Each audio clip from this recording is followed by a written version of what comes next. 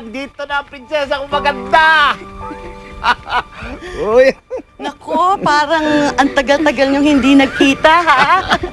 Magluluto lang ako, ha? Sige po, Nay. Maghugas ka ng paarosela, ha? Opo.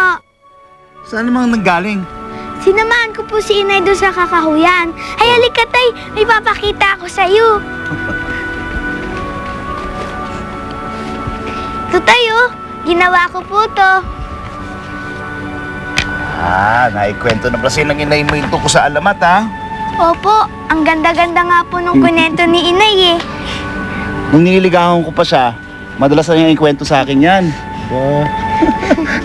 Ikaw pala ang bago niya na biktima, ha? Kasi nga po, baka totoo po yung alamat. Ikaw naman ang bilis mo maniwala, oh. Kasi po, Tay, tignan niyo po, oh. Saan mo nakuha yan? Doon po sa mahiwagang puno. Hindi na nagdadahon yun, eh. Paano mamumulaklak? Kasi nga po, baka totoo yung alamat. Tay, bakit po?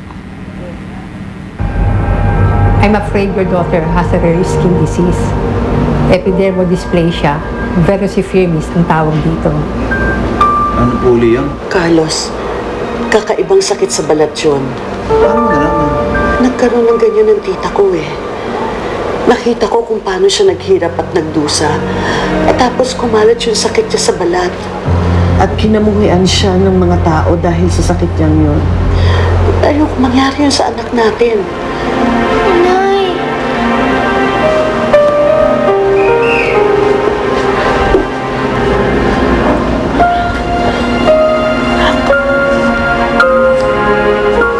Ano po bang pwedeng gawin para mapigilan ng pagkalat ng sakit ng anak ko? Pwede natin siyang operahan. Tanggalin ang affected area para hindi ito kumalat. Operahan?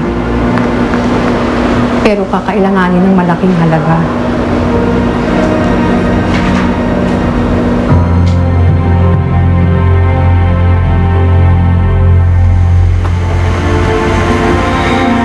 May sakit ka daw?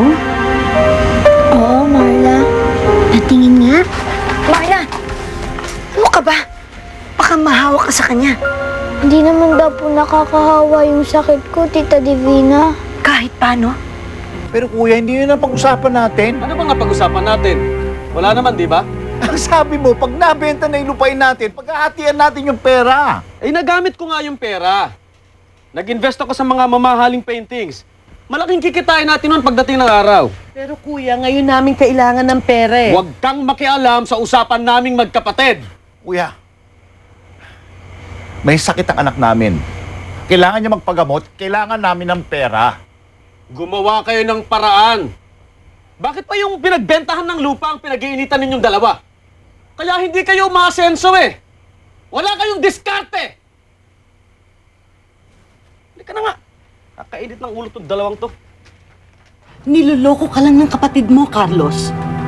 Palibhasa, mababa pa rin ang tingin niya sa'yo hanggang ngayon dahil anak ka lang sa labas. Papakiusapan ko si Kuya Alfonso. Ipapaliwanag ko sa kanya ulit kung bakit natin kailangan ng pera. Bakit kailangan mo manlimos? Pera mo yun, eh. Hati mo yun sa minana niyo sa inyong ama.